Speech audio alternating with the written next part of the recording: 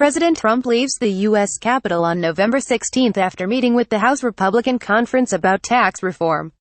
KammAFPGetty Images At some point soon, the Senate will be asked to vote on a tax proposal that aims to boost the economy by slashing individual and corporate tax rates.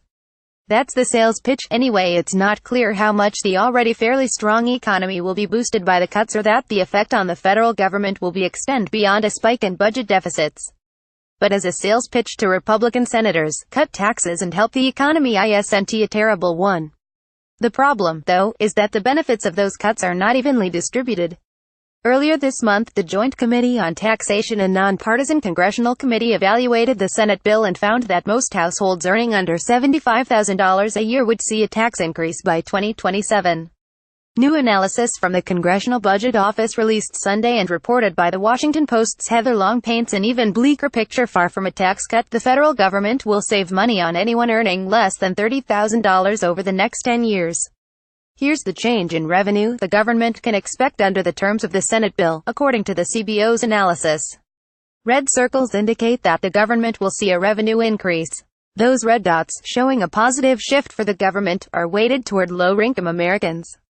In other words, while the government will lose money on higher-income Americans, thanks to the tax cuts, there will be a net benefit for the government for those making less than $30,000. Why? Because, as Long explains, the CBO analysis includes changes to the healthcare law.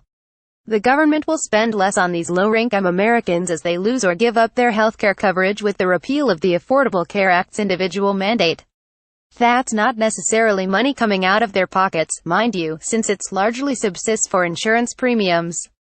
But the net effect is still the same. The government is making up for tax cuts on the wealthy in part by giving up on healthcare subsists for the poor. Long notes two other important caveats. Unlike other aspects of the tax bill, like the corporate tax cut, personal income tax cuts will sunset in 2026, resulting in increases for most making less than $75,000 a year in 2027.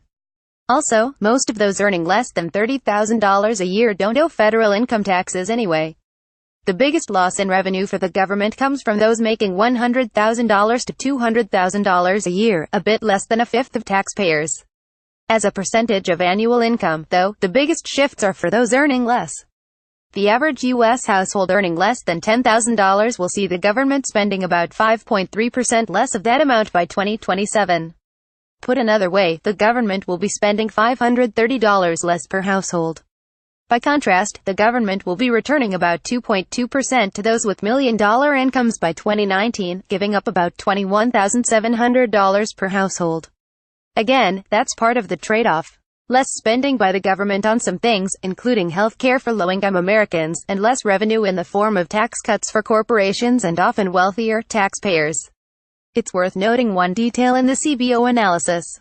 The amount that the government will save by not subsidizing healthcare costs for those earning less than $40,000 between now and 2025 is about $94.4 billion.